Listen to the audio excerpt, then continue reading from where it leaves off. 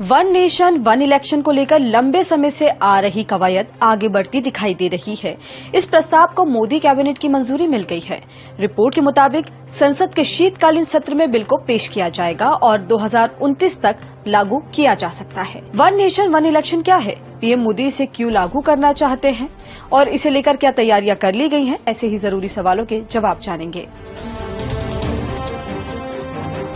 पहले समझते हैं कि वन नेशन वन इलेक्शन क्या है। वन नेशन वन इलेक्शन का मतलब है कि पूरे देश में एक साथ ही लोकसभा और विधानसभाओं के चुनाव हो, यानी मतदाता लोकसभा और राज्य की विधानसभाओं के सदस्य को चुनने के लिए एक ही दिन एक ही समय पर अपना वोट डालेंगे। आजादी के बाद 1952, 1957, 1962 और 1967 में लोकसभा और विधानसभा के चुनाव एक ही साथ होते थे, लेकिन 1968 और 1969 में कई विधानसभाएं समय से पहले ही भंग कर दी गयी। उसके बाद 1970 में लोकसभा भी। इसी वजह से एक देश एक चुनाव की परंपरा टूट गई। सरकार ने वन नेशन वन इलेक्शन लागू करने की दिशा में अब तक क्या क्या काम किया है? मई 2014 में जब केंद्र में मोदी सरकार आई तो कुछ समय बाद ही एक देश और एक चुनाव को लेकर बहस शुरू हुई थी। दिसंबर 2015 में लॉ कमीशन ने वन नेशन वन इलेक्शन पर अपनी एक रिपोर्ट पेश की थी। इसमें बताया गया था कि अगर देश में एक साथ ही लोकसभा और विधानसभा के चुनाव कराए जाते हैं तो इससे करोड़ों रुपए बचाए जा सकते हैं।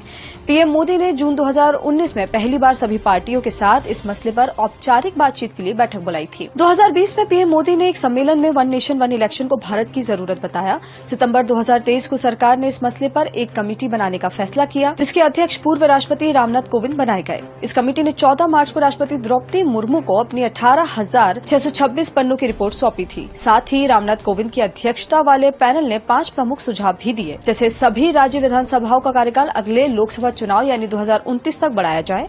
हंग असेंबली नो कॉन्फिडेंस मोशन होने पर बाकी 5 साल के कार्यकाल के लिए नए सिरे से चुनाव कराए जा सकते हैं। पहले फेज में लोकसभा विधानसभा चुनाव एक साथ कराए जा सकते हैं। उसके बाद दूसरे फेज में 100 दिनों के भीतर लोकल बॉडी के इलेक्शन कराए जा सकते हैं। चुनाव आयोग लोकसभा, विधानसभा, स्थानीय निकाय चुनावों के लिए राज्य चुनाव अधिकारियों के परामर्श से सिंगल वोटर लिस्ट और वोटर आई कार्ड तैयार करेगा। कमेटी ने एक साथ चुनाव कराने के लिए उपकरणों, जनशक्ति और सुरक्षा बलों की एडवांस प्लानिंग की सिफारिश की है। लेकिन क्या देश में वन नेशन वन इलेक्शन लागू करना संभव है? CSDS के प्रोफेसर संजय कुमार के मुताबिक वन नेशन वन इलेक्शन को लेकर 2 सिनेरियो हैं। संसद कानून बना सकती है या इसके लिए 2/3 राज्यों की रजामंदी की जरूरत होगी। वहीं पॉलिटिकल एक्सपर्ट रशीद किदवई के मुताबिक अभी जिन राज्यों में हाल में सरकार चुनी गई है वो इसका विरोध करेंगे। अगर सरकार ऐसा करेगी तो इस मामले का सुप्रीम कोर्ट में जाना तय है। वन नेशन वन इलेक्शन लागू करना मुश्किल है, इसके बावजूद सरकार इसे क्यों लाना चाहती है? इसे लेकर एक्सपर्ट्स का कहना है कि पीएम मोदी जो काम करते हैं उसकी मंशा ये होती है कि ज्यादा से ज्यादा प्रचार हो।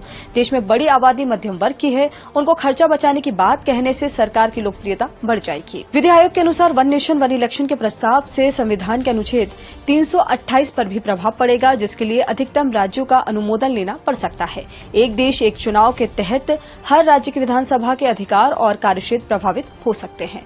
देश दुनिया की और बड़ी खबरों के लिए देखते रहें शब्द चक्र न्यूज।